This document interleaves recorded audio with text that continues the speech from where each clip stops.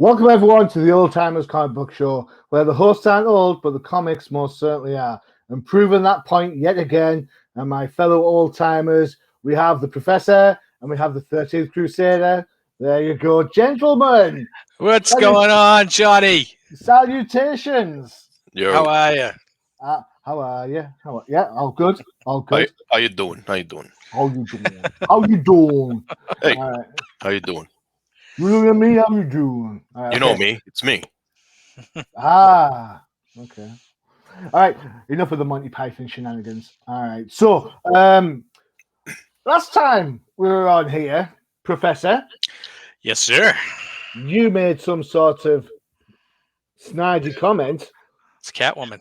Yeah, wow, that's the wrong sort of pussycat. 1 second, down you go. You made some sort of comment about me always liking Batman. What's that all about? So, Was I wrong? when was the last time I picked Batman? Which show is this? Was that not last week? For your sins, Professor. Your sins. We've got a bit of a battle. I have a lot of them. Yeah. Sorry. Yeah. So A lot of sins. I paid for it. yeah. Well, someone cracked a joke about Avengers, but I'm not sure we're going to do Avengers. We should do an Avengers special. Sure. There's some good history in the Avengers, isn't there? There is. There is. Yeah. I mean, we've talked about the Avengers a lot. I mean, we've had Crusader War. yeah, Crusader War. Yeah. Cool. We've had the Infinity Gauntlet, which is pretty much It's Avengers centric. Yeah. Yeah, cool. I mean, how many more great Avengers stories out there? There's quite a few. We did Avengers Annual 10. We did Avengers Annual 10, yeah. So yeah, interesting. I think a gauntlet might be thrown there. That sounds like a gauntlet being thrown there. What do you think, 13th? I think he's going to try to challenge us to find Avengers stories. Yeah, sure. There's a lot of great pre-1990 Avengers stories out there. Yeah, there is. Yeah, I'm thinking. There's also some unsung ones, I think. So I think if we're doing Avengers next time around, I know where I'm going. So that's cool. Cool. Excellent. All right. So enough shenanigans about the future. We're talking about now. Now, God damn it. And this time around, we're talking about the series and the books that had us hooked. Right? These are the ones we just could not put down for love, for money, for our wives and other people saying, can you put the comic book down and go out now? No, we can't, because it's comic book time. All right. So we've got three classics to talk about. And we're going to start off with 13th. And I know 13th talked about this character before. That's how much he's hooked.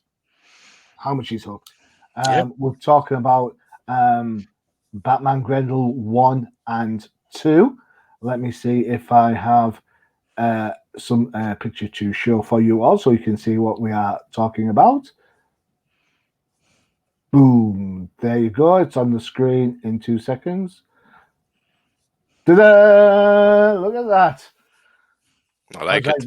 How's like them apples? Yeah. I tell you what, today's going to be the non-committal show. Yeah, well, colors look nice. Yeah. I bought it. To be fair, I'll tell you a bit of story about this one before we get into this. I actually bought this as well. My brother is a huge Matt Wagner fan, and I managed to pick these up at a mart years ago, signed by Matt Wagner with a little certificate, and it cost me the princely sum of £10 for the pair. So, nice. There you go. Decent price, I thought, for that. But anyway, here we go. This is Batman Grendel Batman, issues 1 and 2. Basically, creator-wise, Matt Wagner does it all. That's it. The end. There's no other names. Probably is, but hey ho. Mike, this is your choice. Yes, it is. Why don't you tell us all about it, sir? I bought the book and I read it. Is that it? I'll tell you what, we are going like super non-committal today, aren't we? Yeah? It's such a great review. Yeah, it's a book. It's got Batman on it. It's got Grendel on. What more do you want? Yeah, it's like, oh, okay, cool. Wow. So why was it Grendel? Why was Grendel your cup of tea? Well, it's all because of the Batman Grendel Devil's Riddle and Devil's Mask. And at the time in 93, I did buy this when it came out. I had zero clue who Grendel was. I honestly thought it was a superhero team-up book, to be honest, because I had no idea who Grendel was.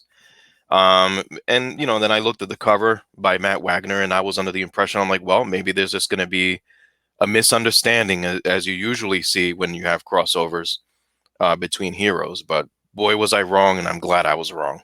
Mm.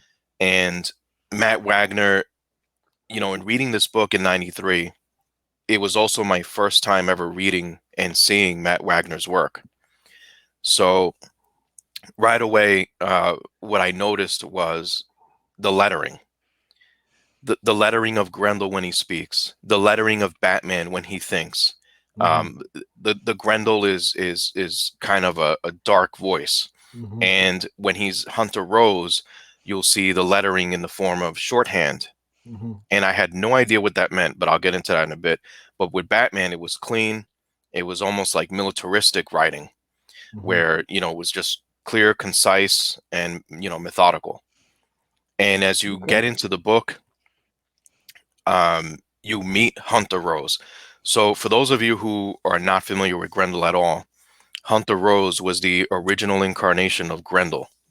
And the Hunter Rose character itself originates from New York City, eventually becomes a crime lord of New York City. And he's very diabolical, no pun intended, on how he goes about his business. And everything is under control. Everything goes his way or you're dead. It's as simple as that. He is an assassin without mercy. And he's a very cold, calculated person. And he'll do whatever it takes to get to his point across or whatever he wants. It's his way, as I said. His way or the highway. Exactly. But what's interesting with this series is, at the time, Grendel kind of suffered, right? Because Grendel originated with Comico, the Comico line of comics, and they quickly went bankrupt. But Grendel survived, thanks to Matt Wagner. And eventually, as history would tell us, Grendel eventually moved over to Dark Horse. So Matt Wagner was still able to tell Grendel tales.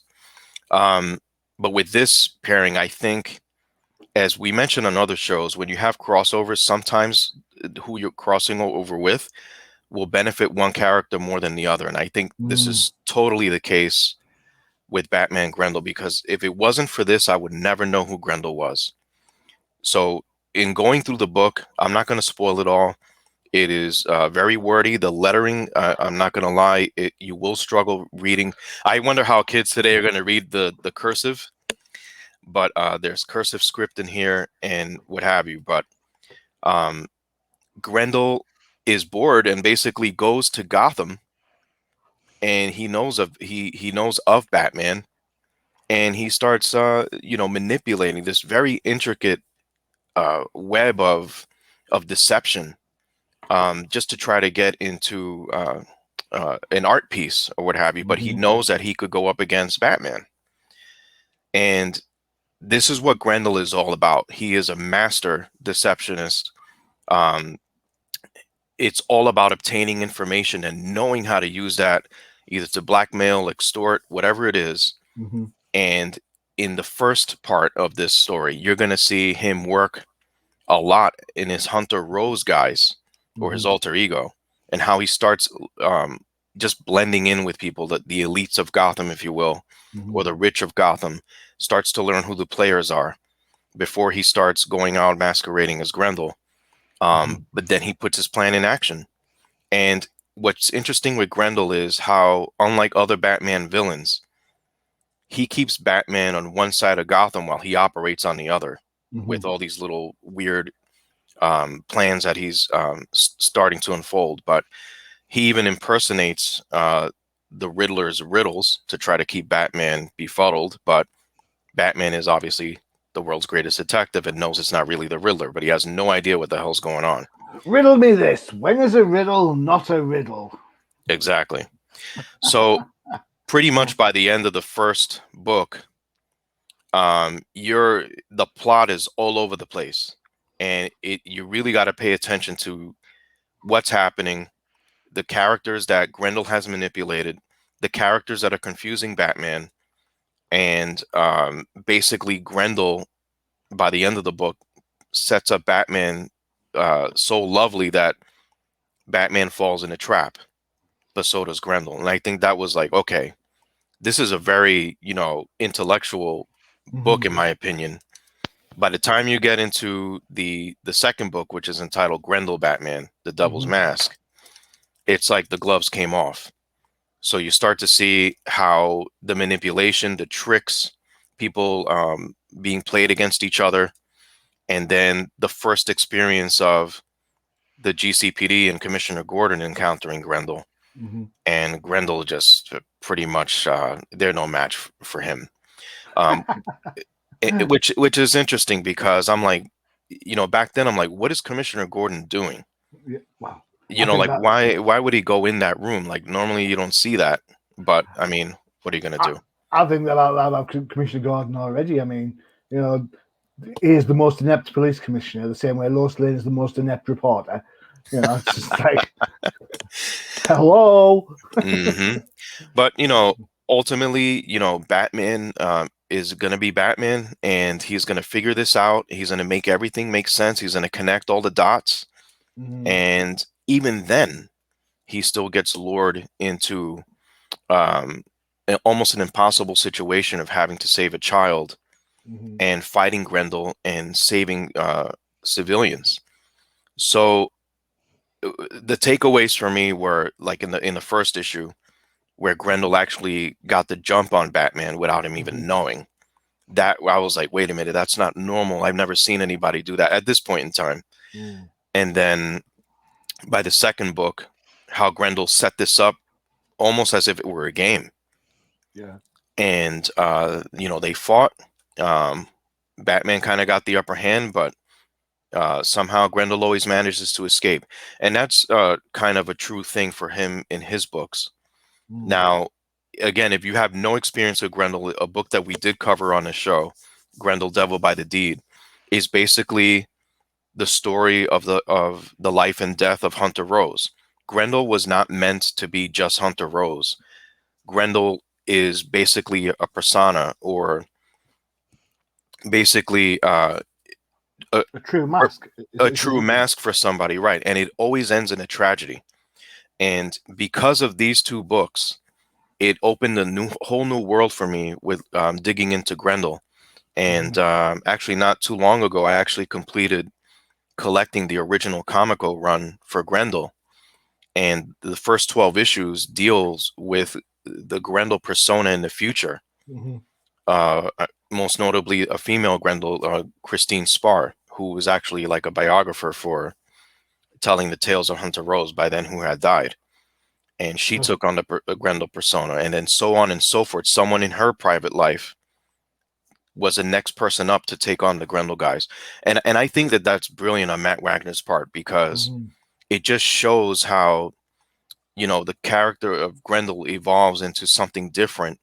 It gets darker and dark, like the rabbit hole is so deep that it's like you just don't know who could be the next Grendel. But Hunter Rose is probably the most recognizable Grendel there is. And then a note for you listeners out there: the Grendel books are obviously intended for mature audiences. When I say it's dark, it's very dark.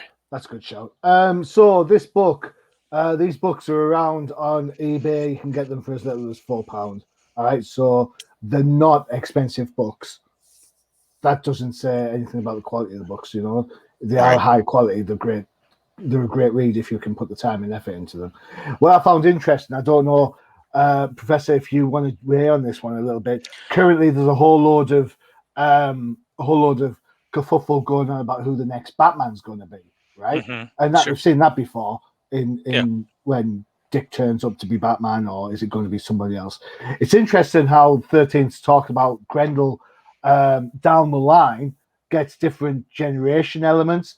Right. Is that one of the benefits of being an indie character, where you don't have such mass cross-media appeal, perhaps, that you can, give yourself one character when you're kind of sick, not sick, but kind of when you're done with that story, a la the Doctor, regenerate into somebody else to carry on the mantle? Yeah, I mean, I think in independence, I think you can get away with almost anything because you don't really have a huge fan base to piss off if you do anything. Um, but but here, but as far as this book goes, I'm glad we called this podcast "Books You Couldn't Put Down" because I definitely couldn't put this down because we only had an hour till the podcast, so I needed to finish reading it. So I couldn't put it down. I had to finish. I must finish this. So, and the way, so 13, the way that you put it with the plot is very intricate. Where I came from was I thought that the plot was just confusing, and maybe almost intentionally so, because I was trying to get through this, and first of all, like both of these books are 50 pages apiece, so you put them both together, that's 100 pages of trying to get through this, and that's functional maths for you, everybody, right there and then. 50 plus 50 is indeed 100. Yes, I took second grade. For me, the reason that this is confusing was Matt Wagner's just layouts and storytelling for me, where it just wasn't really what I'm used to, and maybe it's me, but we have four main characters. You have Hillary, Ray, and then Grendel and Batman, and all of them have different fonts, different colors for their captions, and it was and there's no explanation, right? So I mean, it's easy to say Batman was blue, and it's easy to say Grendel was the white cursive script. I had trouble at first figuring out which one was Hillary, which one was Ray, because he didn't say. And then That when rhymes. you have those when you have those yellow captions, they look like they were written on post-it notes and torn off because sometimes the letters get cut off in the end. Right? Yeah, right. So Johnny Doodle. So it was that was a little put off because when I was trying to actually read the story, that sometimes when Rachel talks, the first word gets cut in half and you didn't even see it. It's not even there. So you're supposed to have to assume. And then with the storytelling, he switches from a regular like a Batman type layout where you're having action with the word bubbles, and he switches mid conversation to like a 2 lines where they've just got head sketches with the text underneath, right? Like that page. There's many of them in this book that are, but sometimes he goes back and forth on the same page with one way of storytelling, then another way, and it just ripped me out of the story. And sometimes it's like I didn't know who was supposed to be saying what, and I didn't know where the plot was going. And the first issue really kind of took me where I had to. In 13, you even said you have to pay attention. I had to pay attention to who was saying something and where the plot was actually going. Got a little easier in the second book because I was used to it, but he has the first issue to make me care, right? And at the end I didn't really care. I never would have bought issue 2. But this is when we look at like a crossover when in this point 1990s Batman was crossing over with literally anybody that would want to pony up the dollars to team up with Batman. And this is Matt Wagner's one shot at the big time with Grendel, right? When he has a team up with Batman. And this was the point where he could show us what he could do. But I think what it had to be was more of a, I would have liked to see maybe a bit more conformity to a Batman story. I didn't know if Grendel was supposed to be a good guy or a bad guy in this. I kind of thought he was supposed to be a superhero team up, and then I'm like, he's kind of acting way more like Deathstroke than Grendel. And once I started looking at it as okay, so he's like the villain, but then he starts talking about the Riddler, and I was like, I was waiting for the Riddler to actually make an appearance, and nothing. And so that kind of confused me, and that's because I didn't know how Grendel operated.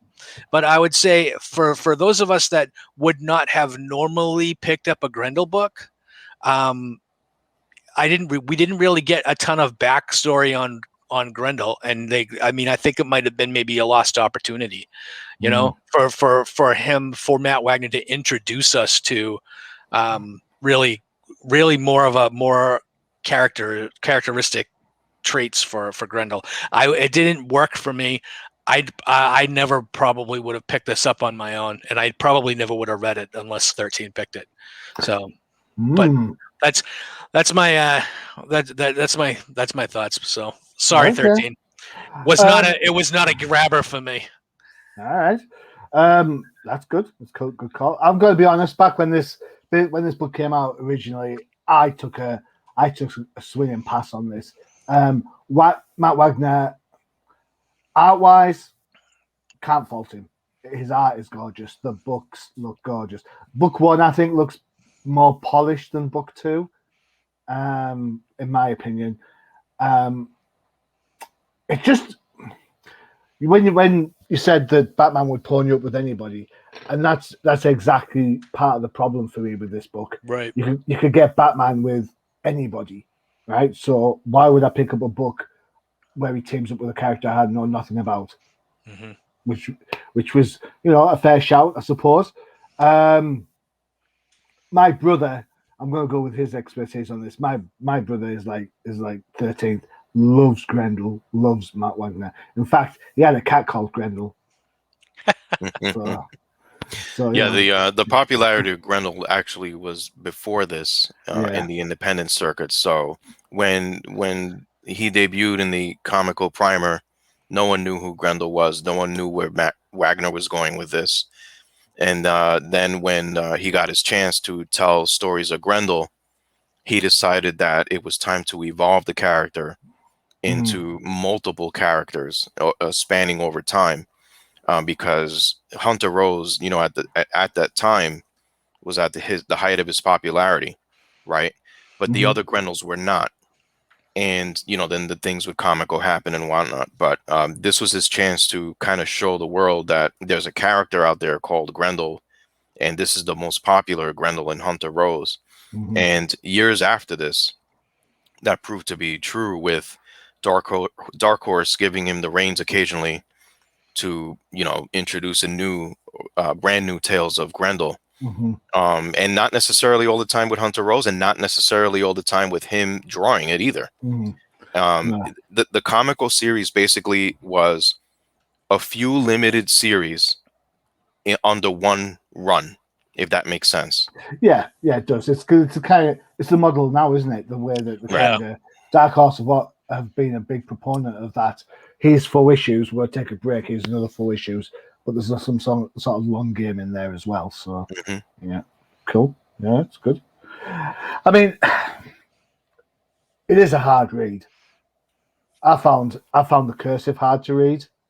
But I've said that before when year 1 was kicking around. One of the reasons I didn't buy year 1 straight out the bat was because the cursive. I was like, it's too much hard work. But the art is fantastic, and I think this kind of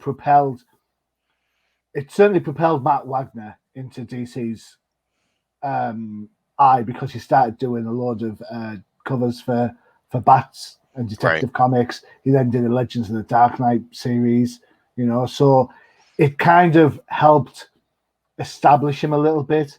I liked the art. It reminded me a lot of Tim Sale. Maybe not quite as elongated and a little bit more blockier, maybe, but there's definitely shades of Tim Sale in there, which is one of my favorite artists. So I think if you're looking for something that's a little bit different, this would be a Black Label book if this came out now. No doubt. All right, and I suppose this is pretty much where the audience is on this. Then this is like a thinking man and then some Batman book with Grendel, or Grendel Batman book, depending on how you want to look at it. So if you've got the time and the effort and you like both characters, then 13th bang on right. Put the time in, put the effort in, and you'll absolutely get a blast out of this. If you like one character over the other, then chances are you're probably going to get a little bit kind of waylaid a little bit, because there are lots of one sometimes and not so much of the other. But I think that's a fair shout to say. What do you think, 13th? Does that kind of do it justice? Yeah, definitely. Grendel is a villain, and it's a villain unlike Batman has encountered before, and not in the terms of like super powered or anything like that. It's someone that can play on his level of intelligence. And that's what I took out of this series. And I'm like, well, in the future, if I see anything Grendel, I'll give it a whirl. And I think that's really what the intent was. This wasn't meant to be, a blockbuster, event and selling millions of copies. I just think that this was more of an advertisement to kind of showcase Grendel and showcase the Hunter Rose Grendel. Yeah, well, I would agree with you there, 13, because the lens I'm looking at it from is from now, but back in '92, Batman hadn't fought Deathstroke yet, or fought some other characters that were like mentally his equal that could hit him physically too. So, so this was probably unique back then, 30 years ago. Right. So there you go. Yeah, and that was a matchup I had hoped had happened way before that with Deathstroke, but this is what you had at the time, and Grendel definitely held up his own. Although he left hurt, he still wasn't caught. Well, that's the conceit of team ups, isn't it? Right. When the team up happens, both the heroes or villains, for that matter, both get out alive. Right. Nothing is ever decided. True. Nothing is ever decided. Yep. Oh dear. All right. Okay. So one thing we have to decide, of course, is it's that time. So we've got Flipside Focus, the Jank Think Tank, or Crisis in Toyverse. We've been talking about Grendel. It's an indie book. Let's do Flipside Focus. There you go. Check this out. It's all on the flip side. Let me ask you a question. Are you wanting to read a new comic book that has nothing to do with the big two? Are you tired of looking through countless titles and have no idea where to begin? Well, don't you worry, because the Random Dude Josh and Johnny the Machine Hughes has the podcast for you. Flipside Focus, only on the Undercover Capes Podcast Network. There you go, Flipside Focus. Everything indie, including Kickstarters. So go and have a check of that and see if there's anything there that floats your boat. Pretty much it. All right, so we're going to take a walk on over to the Professor's Choice. This one, Professor, you didn't get the memo. You didn't pick a Bat book. I didn't. My apologies. Right, so we're going with someone who I originally thought was just a bit of a Hellblazer copy, to be honest. We are going with Preacher. The one on show here is Preacher #1. He says on show, but he hasn't pressed the button yet. There you go. Worth around £50 online. Go get it. It's written by Garth Ennis, art by the late Steve Dillon, colours by Matt Hollingsworth, and letters by Clem Robbins. Right. So, Professor, what made this book unputdownable? So I'm gonna tell you a little story before I actually get to Preacher. Oh, excellent. Let's get comfy, everybody. So I came very, very late to the Preacher game. I did not pick this issue up when it first came out. In fact, I wasn't really buying any Vertigo books other than, I think, Doom Patrol at the time. But Preacher was not on my radar at all. But then in 2000, the Punisher launched with Welcome Back, Frank, or Frank's Back, or something like that, with by Ennis and Dillon. And I picked it up, and at the time, my dad was dying of cancer, so I spent a lot more time than I normally would have in my local comic book shop, just kind of escaping from the world. And I loved Ennis and Dillon's take on the Punisher. And I was talking to Randy, who is the owner of Wild Time Comics in Attleboro, Mass. If anybody ever wants to go down there, still there? It's, as far as I know, it's still there. But I haven't been down there in ages. But it's still in business, as far as I know. Sweet. I don't know if it's still run by Randy, but but anyway, we were talking, and he, I mentioned how much I loved the Ennis Dillon Punisher, and he was like, well, you read Preacher, right? And I was like, no, I don't. And he was like, you have to read Preacher. And he said, it's Ennis and Dillon. And he's like, it just so happens that I have the whole run in the back issue books. If you want to pick up the first few issues and take a look. So I did. I picked the first few issues up and actually picked up the first issue and actually read it in the shop. It's a shop, not a library. Right. Well, I mean, he knew I was going to buy it anyway. And so I sat there and I read it. And once I read this first issue, I walked back in, I bought the rest of the run and said, put this on my pull list, and bought whatever he had left. And I was able to pick up at least the first 15 or 20 issues of the run right there on the spot. And this book was, I think I read most of the run, and I think it was in the 50s at that point. So it was close. Actually, it was really close when I started reading it. It was really close to the end.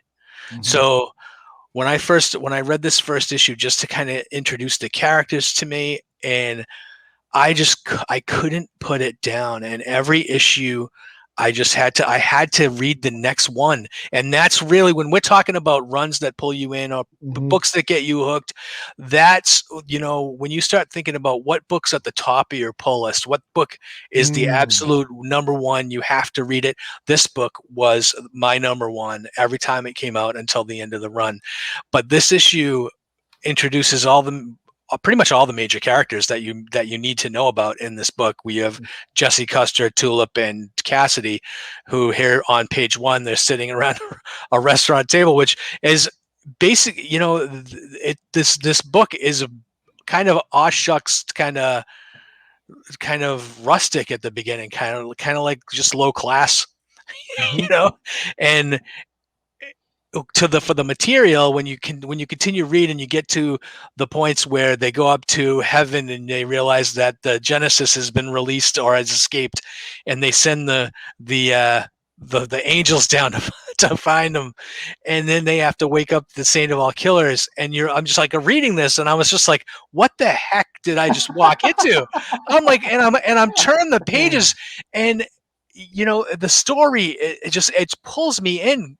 And towards the end of the issue, when the Genesis hammers Jesse and just goes inside him, and I'm just like, I didn't understand really what was going on. And then when he uses the word of God at the end and he compels people to do what he wants, I was just like, oh my God, this is going to be just the best book. And then of course he has got that old cowboy, the Saint of all killers, chasing him. And then they actually get the introduction of how Jesse has these visions of John Wayne that walk around with him. And it was so interesting and weird. And this just is just the tip of the iceberg. If you continue reading, it is really just out there and gloriously bloody and gory. And they don't really show, I mean, you see precursors of what's to come. We get the little headshot from Cassidy, so that, and they don't tell you he's a vampire up front, but you can kind of figure it out, And this book, when I first read it, I instantly fell in love with all of the characters. I wanted to know more about them because he gave you just a little bit. Garth gave you just a little bit to come back next month, and I needed to come back to find out who Saint of all killers was. And what the heck was that all about, and how intricately tied into religion that that it became, and almost how Garth kind of thumbs his nose pretty much at all of your beliefs throughout the course of this book. I thought it was amazing. It was, and this first issue, they're all like this. I don't think there was a bad issue in the bunch. When you continue to read and they continue to build the mythology right up through the end of the series, I just thought I think it ended when it needed to end. It was a story that had a beginning and a middle and an end. And it's really, this chapter 1, this issue 1, was just fantastic, and I can't really say enough good things about it. I think this book came into my life at a time that I kind of feel like I needed something, and I was kind of doubting spirituality anyway, and the existence of something up there, and to have this book kind of question right along with me, it was really kind of something. This is another book that would be probably unprintable today with the language they use in this. So we'll see. We never know those black labels, pesky black labels now. Well, they throw the N word around liberally in this, as well as the F word. So some bombs are dropped. Yes, so there's a lot of racially insensitive slurs, and later on in the book they do go down some paths that I think a book like this might not even be printed by DC at all today. Yeah, the angel definitely went down a path with that demon. For sure, in this issue. Yeah. So I'm preaching about Preacher. Go buy it. Go buy it. All right. So we used to have one of our colleagues on the Definitive Crusade, the podcast where we talk about everything DC. Tracy used to absolutely love this book, didn't she? Do you remember? Mm-hmm. Yeah. And how did you get into Preacher? Was it through Tracy's word of mouth, or were you already aware of that 13th? I was aware of it, and for the longest time, she was always like, "Don't snooze on any Vertigo books," and definitely pick up Sandman, Preacher, and Hellblazer. So I did scoop up the Lucifers. I have not scooped up any of the Preacher books, but yeah, it seems like a worthwhile venture. Okay, cool. Anything else to add? Yeah, no, I mean, this book? Yeah, definitely. I think the first thing I noticed is, or what I knew walking into this, is that expect anything with Vertigo. Mm-hmm. That's number one. And once you get through the pages, I noticed how clean the line art was, and I did like that. So that made it very presentable. The colors are, very vivid and whatnot. So that was pretty inviting. As you start getting immersed into the dialogue and what have you, you're starting to realize like this is something otherworldly, if you will. And from what opens up from something simple now gets a lot more complicated, but it's also, depending on your beliefs, it could be common sense. Angels are good, demons are bad, but humans are in the middle. But, by the end of this issue, you have no idea what the hell's going on. Sounds like a Grendel book. Yeah, exactly. And I think that's the point, because, with people involved in this kind of situation, it just adds to, or it opens up the door to a lot of other paths. So the fact that an angel got it on with a demon, and that child, it's all about that child. It's that right there.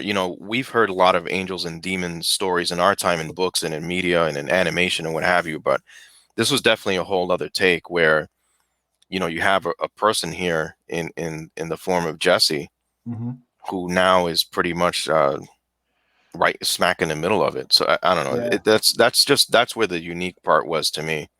I haven't read any other Preacher books, but this one is definitely strong enough to get me to read the second issue. Okay, if I can just shout out the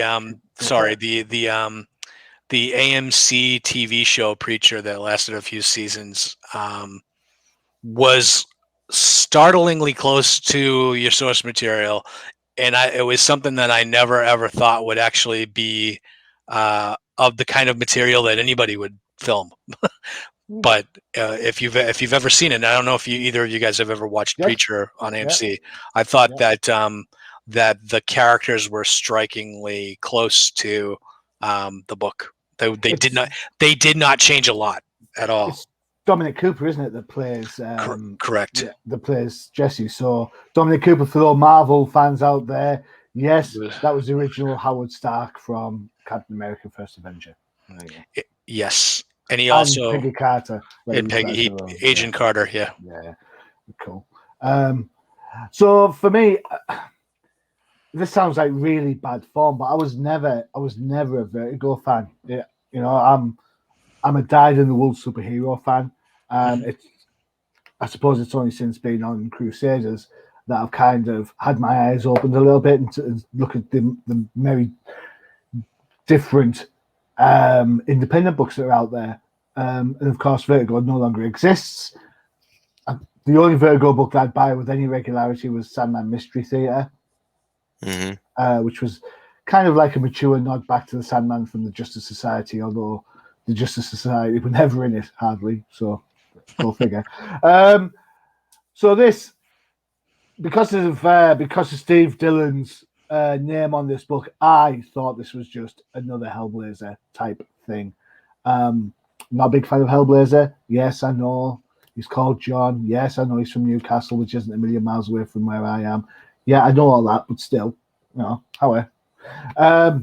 Ironically, a Newcastle phrase. So I was kind of like, why do I need another Hellblazer book? But reading this, there's enough going on here that would pique my interest, and you know, I'd be kind of curious to what's going on. Why is it going on? Is another matter. Steve Dillon's art, lovely, clean. It's the sort of book that nowadays I'd be buying this. I'd be reading this on a regular basis, purely because my superhero eyes have become a tad jaded to the event style books that are kicking around right now. So Preacher, yeah, I'll give it a go right now if I can get hold of it, and you know, I'm sure there's trade paperbacks out there. So yeah, I think it's funny. Like, you know, you fast forward to now, this would probably be a really good independent book, or another Black Label book, and I think that's what DC Vertigo specialized in. It was completely different from what they were doing in the main line. And not to be underestimated, as I've learned over the course of time, you're really going to find a lot of different flavor with Vertigo books. And it's sad that they're no longer in existence, but that doesn't mean you can't go back and buy the old stuff. No, exactly. They are out there, so you should be able to pick these up. Yeah, you can find the Preacher graphic novels in regular bookstores. So that you know, they're never out of print. You can find all of them. You can get them all. Yeah. So you know, it's worth a chance. If you don't want to drop £50 on a book that you're not sure about, at least you can go and check out the trade. So there you go. For a fraction of the price. There you go. Cool. Excellent. All right. Good shout. Good call. Next up. Oh, it's me. All right. So I went with when we talked about the idea of this show, it was the books that were unputdownable. There was only one book that kind of sprung to mind. And it was Legends of the Dark Knight. Now, to say this is unputdownable is a little bit of a misnomer, because for those that don't remember, Legends of the Dark Knight came out born out of the year one success, where it showed Batman at his earliest, so he's got all these problems and all these failings and all that sort of stuff. The idea was it was 5 issues stories and a rotating cast of creators. Now, I'm not going to turn around and say that the first story, Shaman, which was Dennis O'Neil and Ed Hannigan, absolutely wowed me, because it absolutely didn't. It was just kind of run-of-the-mill, boring stuff. Then came the second story, Gothic. Grant Morrison, Klaus Janson artwork. And I've said this before, Gothic scared the living bejesus out of me. Somebody's nice sound effect there. It wasn't me. It absolutely scared the bejesus out of me. The idea, the artwork for a start, you know, it has kind of Dark Knight Returns look, which you'd expect because it's Klaus Janson. The art, the figures works are scratchy. It's violent. You get loads of the guy with his mouth sewn shut. The room of clocks with all the time set to the time when the Waynes were killed. All of this leads to sort of this horror vibe from Grant Morrison, who kind of goes on to state that the headmaster of Bruce Wayne's private school was this character called Mr. Whisper, who was now coming back, couldn't be killed, and was taking on the crime lords. It is, for me, hands down, one of the scariest, most unique Bat books that I saw. And it led to the Legends of the Dark Knight absolutely nailed it, because after this came Prey with Doug Moench and Paul Galausi, Hugo Strange and Catwoman in that one. Venom, which was the introduction of Venom before Bane, and that was Daniel O'Neill, Russell Braun, Trevor Van Eden and Jose Garcia Lopez. Faith by Mike Barr and Bart Sears. And then it just continued. For me, this was a good, that covers a good 23 issues. That's nearly 2 years. 2 years of this level of high quality Batman story, taken out of continuity, so you didn't have to worry about, what Robin is or who's this or who's that. But I think it's very much the precursor for books like The Long Halloween, and everybody loves Long Halloween, and of course Dark Victory, and the third one, which was the Catwoman winning her own book. So Gothic was the one. Gothic's the one that scared the living bejesus out of me, and I had to read it because otherwise I get scared. So there you go. That's my call. Let's see. 13th, Legends of the Dark Knight. Were you a big fan back then? Yeah. Back in this time, what it started in the late 80s. Yeah, this came out. It was advertised 1989. It was the first new solo Bat book. Right. So that was a big deal. Yeah. And so you, just to give it a little bit more, £10 get you all 5 issues of Gothic. £10. So it's £2 a book. There you go. Yeah. So I remember when this came out, especially with number 1, I was like, wow, this is exciting. After all these years, there's going to be another Bat title. Obviously, if we could see what's happening today with 50-something books a month of Batman. But back then, this was a big deal. And I remember that with number 1 and then all the different colored covers and how impossible they were to get on the newsstand. So it took me a while to get them all, but I eventually did. I do own the entire run of Legends of the Dark Knight. And I guess I'm going to say something that I said earlier with Grendel. Like, Legends of the Dark Knights, to me, was a playground for different creative groups to go in there and tell Batman stories that, like Johnny said, that were in or out of continuity. It didn't matter. So it's just a tale that you're reading. And that's what I liked about Legends of the Dark Knight. So it's no different with Gothic, where you have probably one of the better known writers that DC has had in the last few decades with Grant Morrison, and obviously the Klaus Janson. I mean, if you don't know this guy from The Dark Knight Returns or Marvel, to me, and I've said it to him personally when I met him a few weeks ago for the first time, how much I loved his work on Moon Knight, inking that. So Klaus Janson's been around for a while. So to see these two guys, collaborating on a story like this that involves Batman, kind of threw me for a loop. It's not your typical run-of-the-mill Batman story. It's still a mystery that he has to solve. But I think what makes it unique is how it involves a piece of his childhood that was never really explored before, and traumas that even a young Bruce Wayne suffered, and how that came full circle years later as Batman. Again, like, this is a very demonic show, by the way. So here we are with Mr. Whisper. So don't worry, I've got my holy cork here. Yeah. Yeah, every book so far has some involvement with the devil or something demonic. So Mr. Whisper, at first, as I was reading this, I'm like, is this Ra's al Ghul's brother?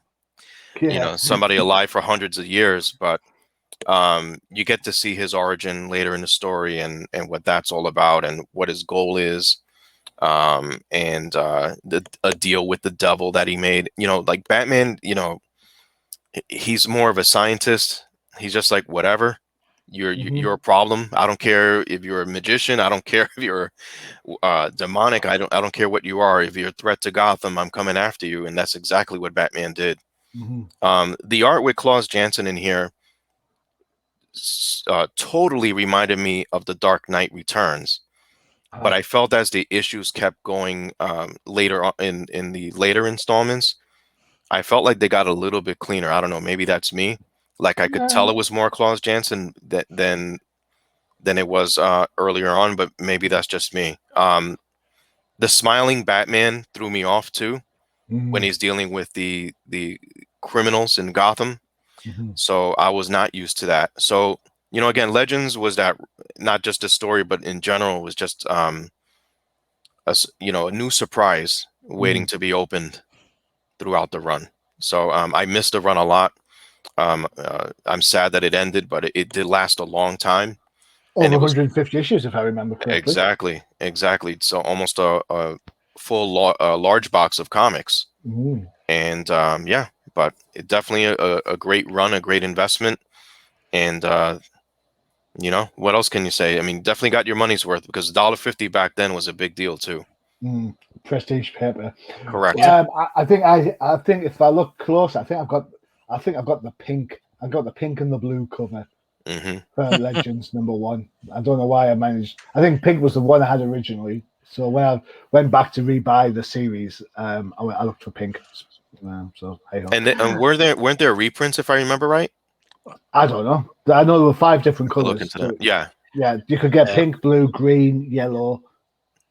I think there was a red one. I'm not sure, but it took me a while to put those together. What a pain in the ass that venture was, but you got to say that first.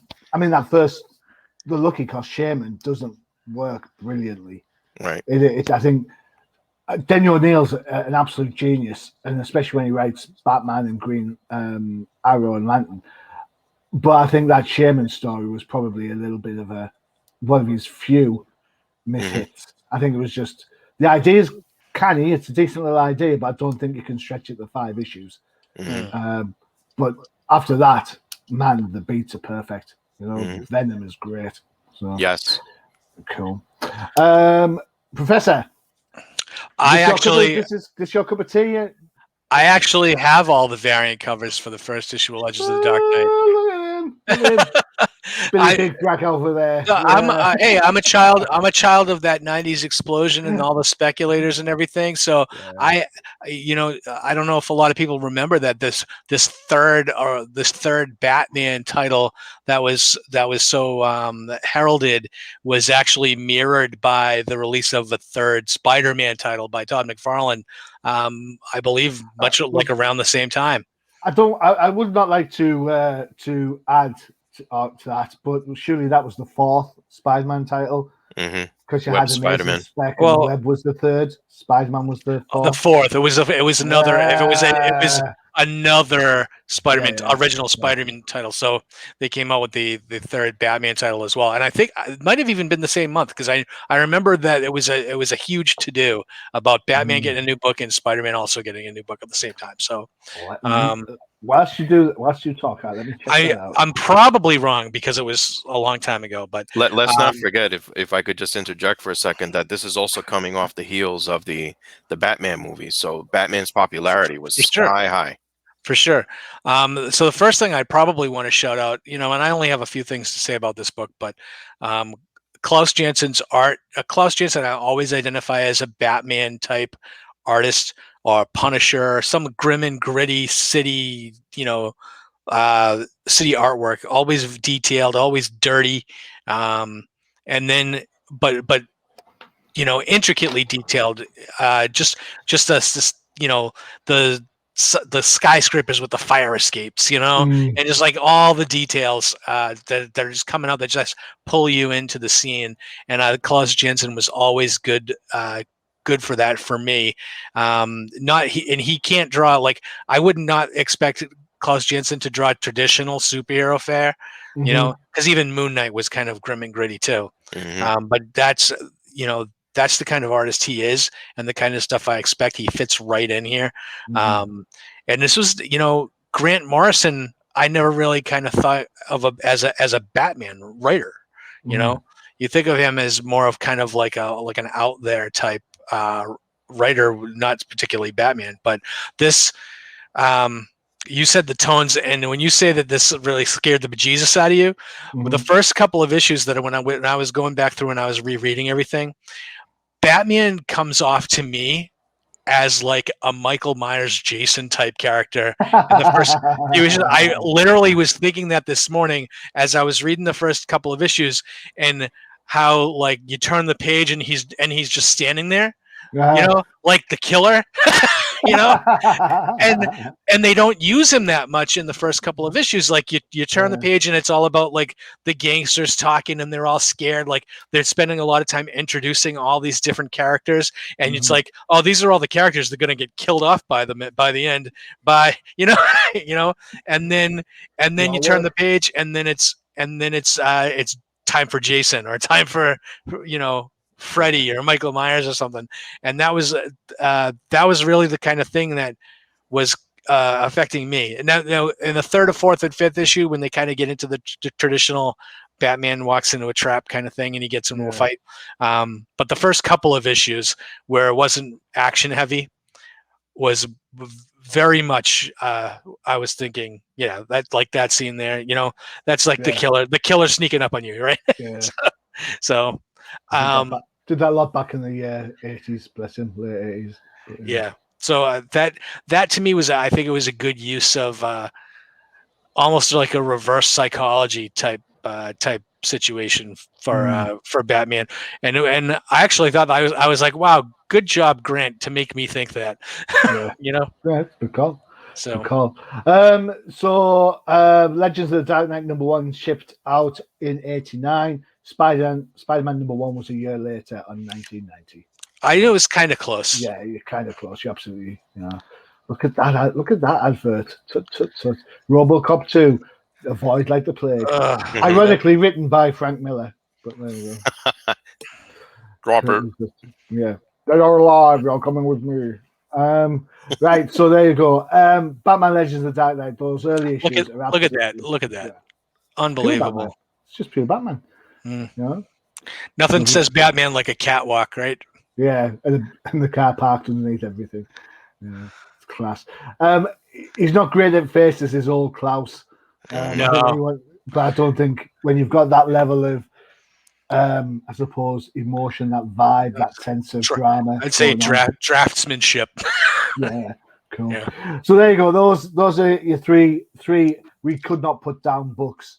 All right, so you've got Batman, Grendel, Batman. You've got The Preacher, and of course, you've got Legends of the Dark Knight from myself. So, you know what? I think I made the Professor eat crow by looking at 2 Bat books. I think it's time for us to do something for the Professor. So you never know. Next time around, we'll go on Earth's Mightiest. I'll find out what the best Avengers stories of the old timers. Well, I think we can come up with a few. I already got one in mind, but I won't spoil it. Yeah, I've got one in mind that I really liked, which is surprising. No, but it's cool. We are going to avoid Avengers 200 because we've already talked about that. We're not going around that diatribe again. I'm sure I'll let you guys pick first because I have a lot of favorite Avengers stories. So, all right, okay, cool. So there you have it. That's us done for this week. Don't forget to check out the UCPN for all your favorite podcasts, including Professor. The No Prize podcast, all about Marvel Comics.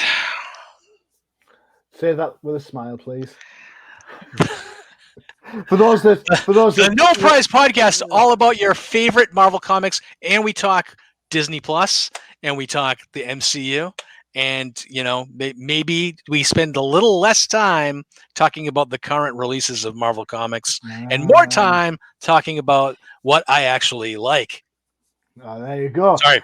So there's a little bit of, if anyone can't tell by there, the Professor is not liking Marvel's current output over too much. Although Black Cat is still fantastic. They have a few. They have a few really, really good books. Dark Ages #1. You should check that out. That's a blast. Absolutely. And of course you've got TDC, which my esteemed colleague below me down there, hello 13th, created all those many moons ago. It's still going strong. Where you get to hear everything about DC, aka everything about Batman. Not my fault. It's just Bruce. It's just DC. Hey, Johnny, you just did a Brady Bunch thing. Yeah, I did. Yeah. Here's the story of a man named 13th. He created a little pod show. There you go. When I'm talking to you on the pod, I'm gonna turn and look out the window. Yeah, we do that a lot on flip side, less. But it just threw me there because I'm normally the other way around, so I've looked the wrong way once. But it's down there. All right, and of course, flip side, folks. If you just saw the ad earlier, check out all your indie books. Go check it out. You know what? You might surprise yourself. A couple of goodies in there. Yeah. Open mind. Go check it out. That's what I love about this pod, because we can talk about stuff I've never read before, and sometimes I like it. Yeah, the devil's in the details, as it was in this show. There we go. The devil was all over the details this time around. All right, guys. Thanks very much. We will see you again in a fortnight where we get to do Earth's Mightiest Stories, Avengers style. All Avengers, assemble. Oh my God, what have I started? All right, this is Join the Machine Hughes. As always, adios. Hasta la vista.